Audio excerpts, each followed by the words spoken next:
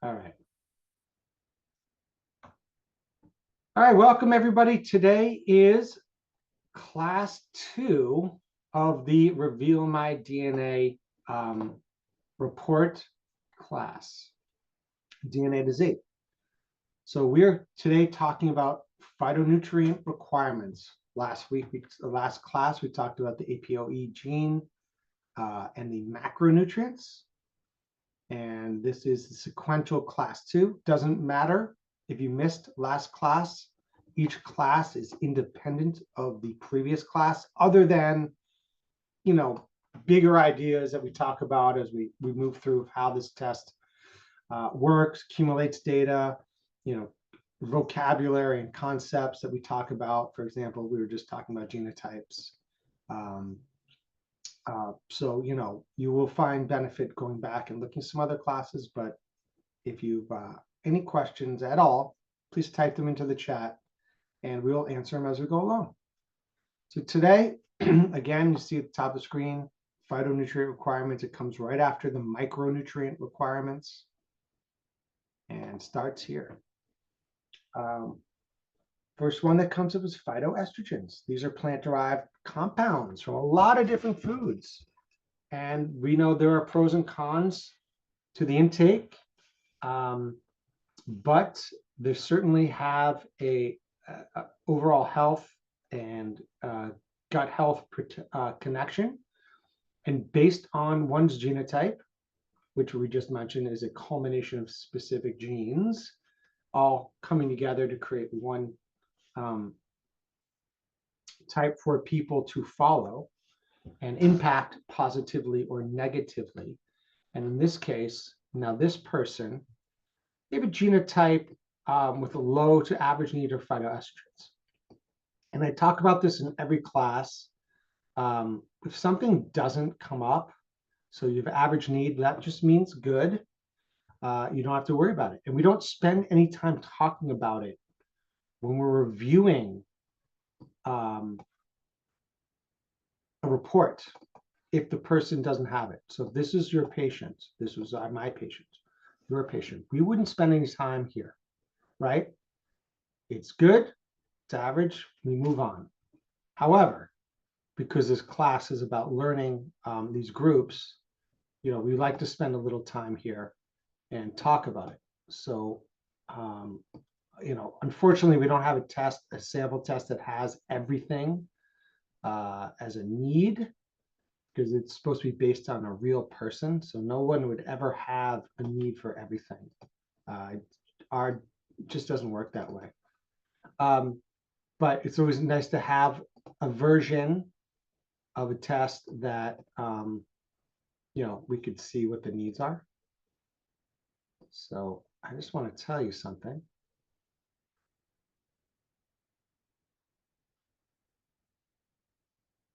Sorry, I'm not lapsing here. I'm just looking at something. If phytoestrogens came up increased or high, there would be a whole bunch of information in this box.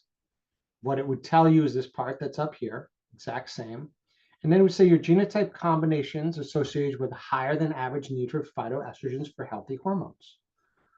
Phytoestrogens are highest in soy, flax, beans, rye grain, wheat, hummus, peanuts, tahini sauce, and cruciferous vegetables. So if you had a genotype, which means a person who has a genetic need for phytoestrogens, we would, talk about eating these foods. Now, of course, as we've always shared, you don't have to write these things down as a practitioner. You see in the very next one, the food's highest in lutein, zeaxanthin, right here, right? We don't need to write those down because they're here. If there was a need, they would be written here, and they'd be here as well. Sorry, I'm moving so fast, but they'd be right here. So we say phytoestrogens and have some foods listed.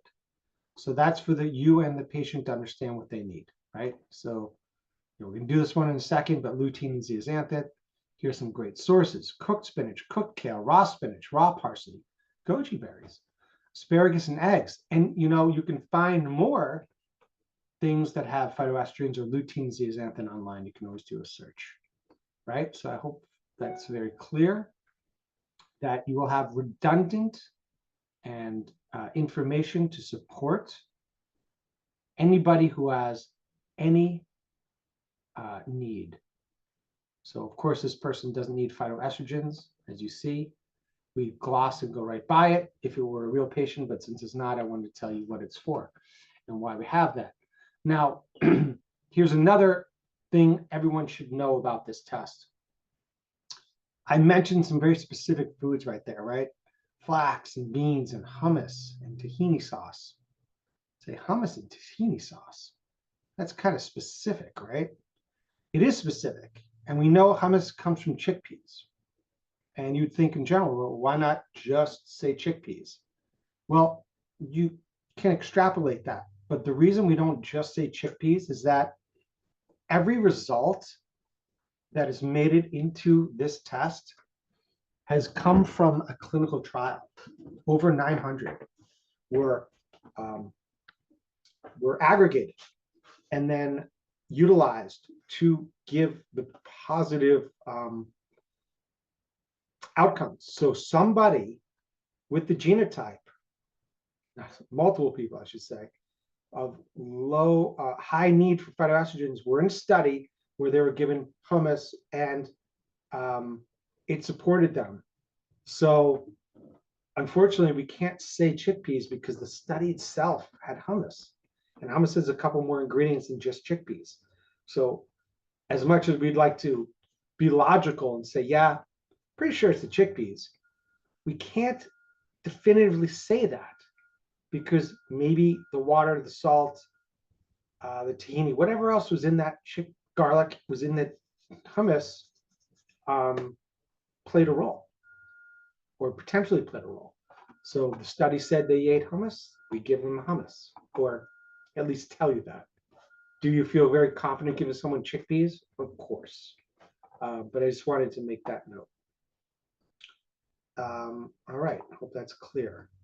Next, we've got lutein and zeaxanthin. We just talked about a moment ago, some of the foods. So we don't have a recommended daily intake, but we know it's very healthy. And anytime you see a paper or study or information article show that talk about eating a diet rich in fruits and vegetables, part of that is not just the vitamin mineral, right? But it's all those phytochemicals, those wonderful phytochemicals that our plants contain. And in this case, we're talking about there is a genotype that's associated with the need for foods high in lutein and zeaxanthin, specifically to support eye health.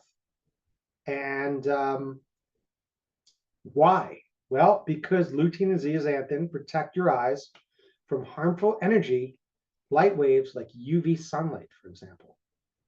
And you know, this time of year, North America, we're closer to the sun. We're getting lots of sun, no matter where you live, and we're getting a lot of that UV directly or mostly indirectly to the eye, glare, right?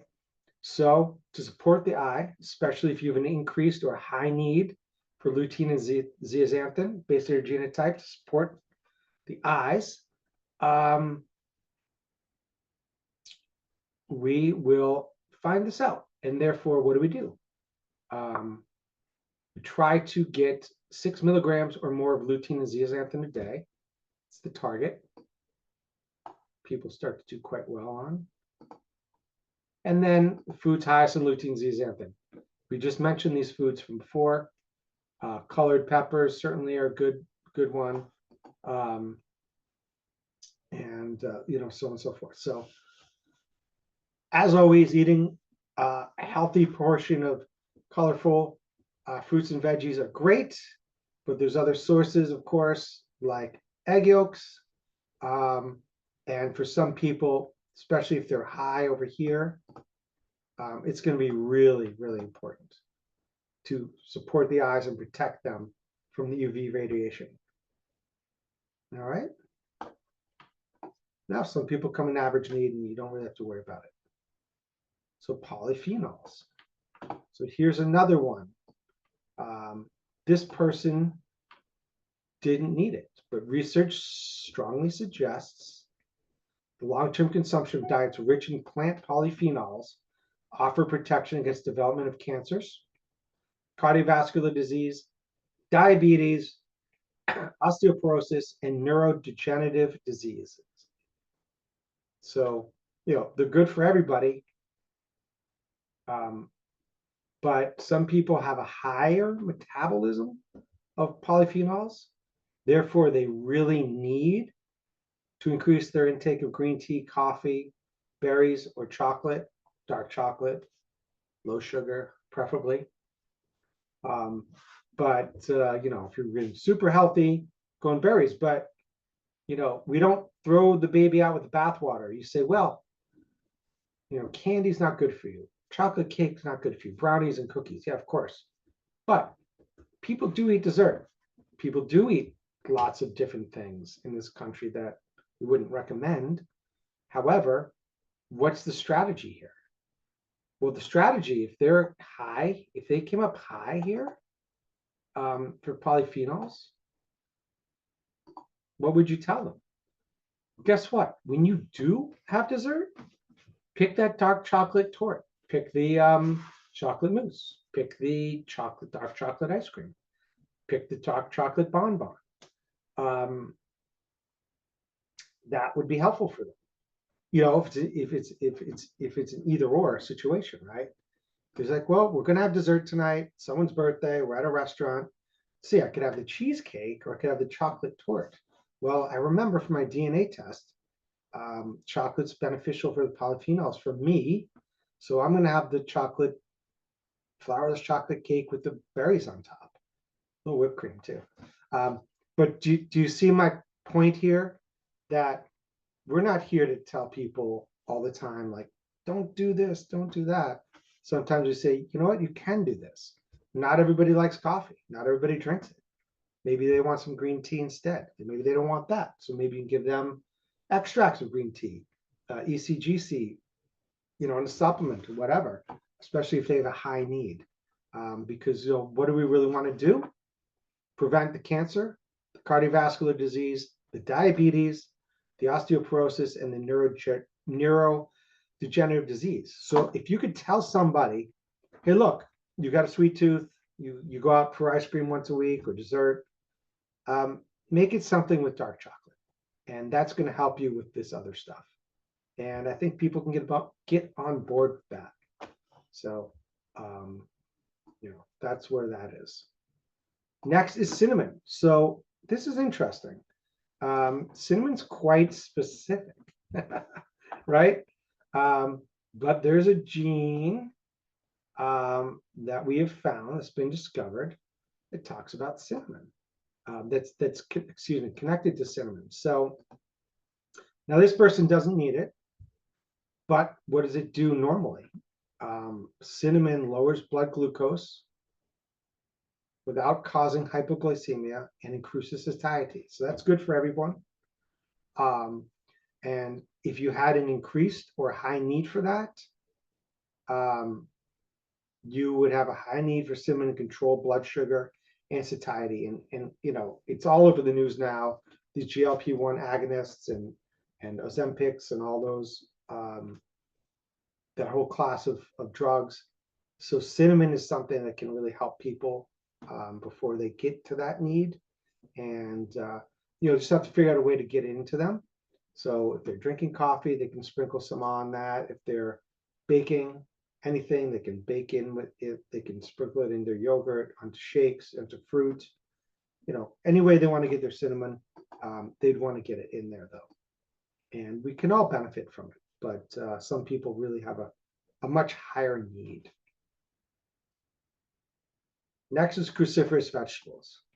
I have seen some people, believe it or not, who have an average need, but the vast majority of these tests that I've seen, people are increased or high. And that's all right. It's just kind of evolution. It's who we are and how we got here. These are incredible plants that have chemicals in them that the human body seems to really utilize effectively in our immune response and our liver. So here we have people with increased or high need. It's going to support them in an anti-cancer activity and make sure that this anti-cancer activity is happening. So it's the isothiocyanates, but there's other chemicals in the cruciferous as well, indole-3-carbinol, for example, supported of reactive oxygen species and superoxide dismutase, a lot of other really important functions in the body. So cruciferous vegetables include, as you can see the list here, I don't want to have to read them all for you, but again, it will be down below in the food section. And this is per day, by the way. To get the full effect for this person, it's per day.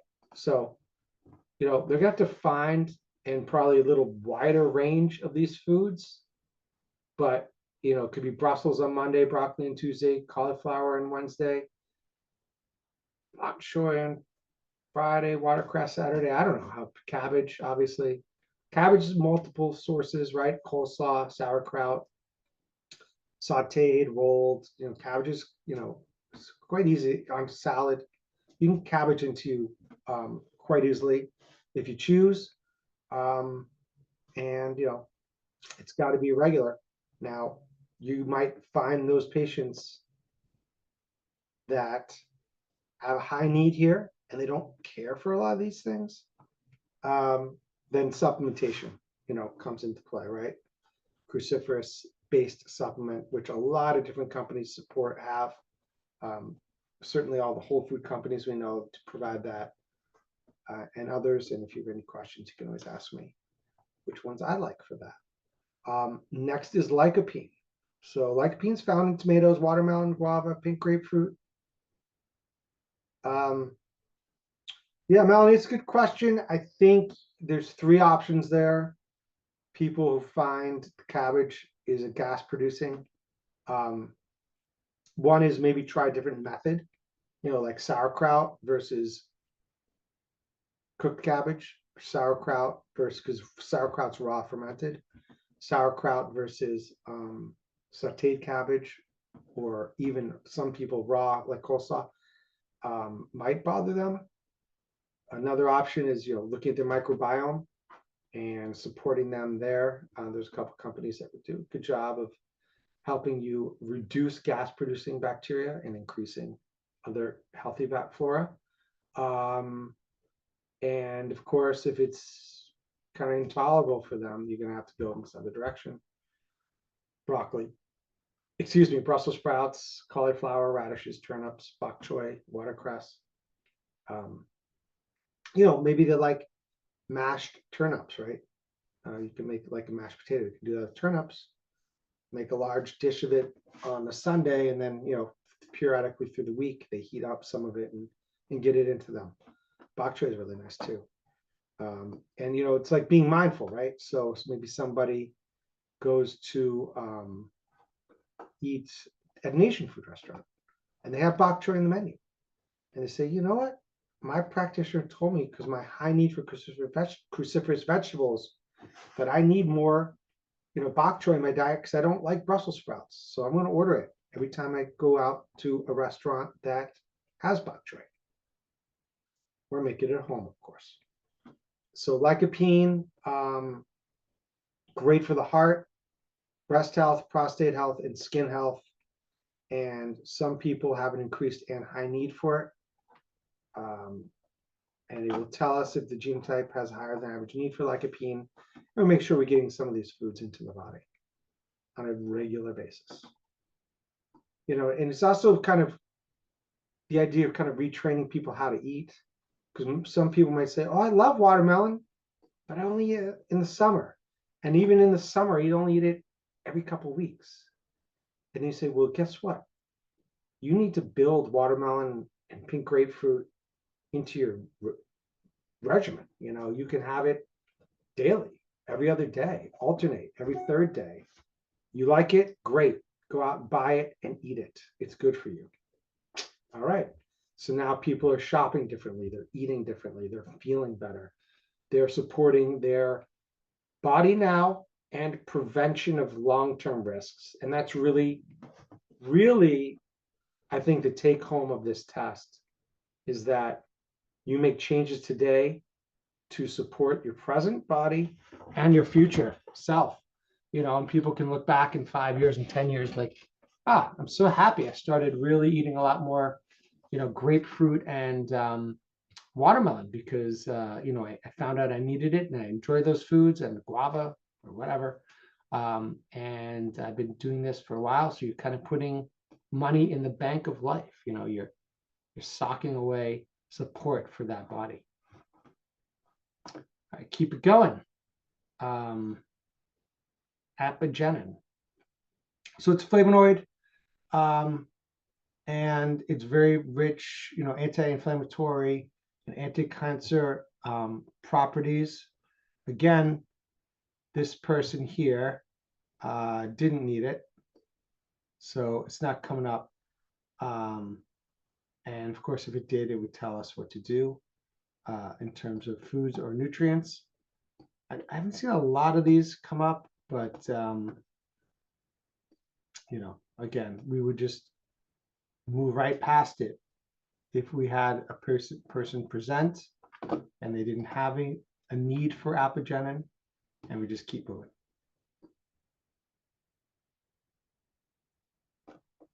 And there's a male and a female need, so depending on the patient. For men, it's very supportive of prostate health. All right, where are we? Here we are. And for women, breast health. Next is resveratrol. Okay, so again, I think a lot of you are familiar with resveratrol. It got very popular the last 20 years. We know it's in grapes and wine, blueberries, but it helps against heart disease and potentially extend life. So, they were looking at studies where people were consuming resveratrol versus people who weren't. And people consuming resveratrol were having extended lives. So this person has a higher than average requirement. And therefore, they need to increase the PON1 and ACE2 levels, which reduce the risk of LDL oxidation and improves blood pressure as well. So again, these are the foods that they want to be consuming. Oops, sorry. That's there. Next is the lactose tolerance. So this DNA test, Reveal My DNA test, will let us know if someone has an intolerance to lactose. It's the LCT genotype. It's associated with lactose tolerance or intolerance. So I just had somebody the other day who was intolerant and he didn't even know it. But he's definitely thinking about it because, sometimes he does get distressed and he never connected it to dairy.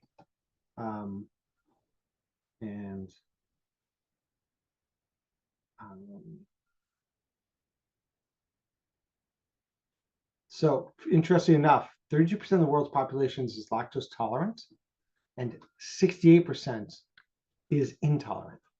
So this person is in the minority. I still see more people who are tolerant than intolerant, but those are just the reports coming across my desk. Mathematically, sooner or later, I'm going to see more intolerance.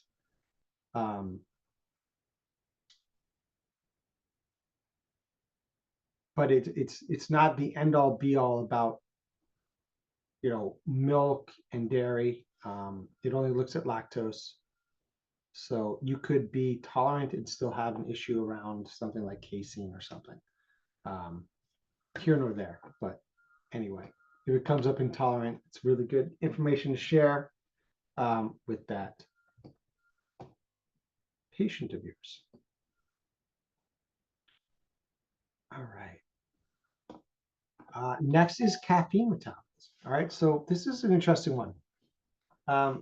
There is this gene, CYP1A2, that determines the rate at which you metabolize caffeine. Why this one was discovered and or been studied so much, I can only say because caffeine is so consumed in the world. It's everywhere and people drink a lot of it. So I think it was very easy to get people to join studies that, like, hey, you have some caffeine in some form or another, coffee, tea, what have you, and we're going to study how you do based on your genes. I think people are like, I'll do it. So anyway, people are slow, intermediate, or fast metabolizer of caffeine. And ultimately, this will probably come down, be a little more interesting when you look at like anxiety or exercise. But this person's a fast metabolizer. That means they feel the effects of caffeine quickly, but then the effects also wear off more rapidly. So, I don't know how much we're going to worry about this, but it might make people understand how they feel when they're drinking caffeine and go from there. So that is the end of this section that we started called Nutrient Metabolism Digestion. Are there any questions at all in this section?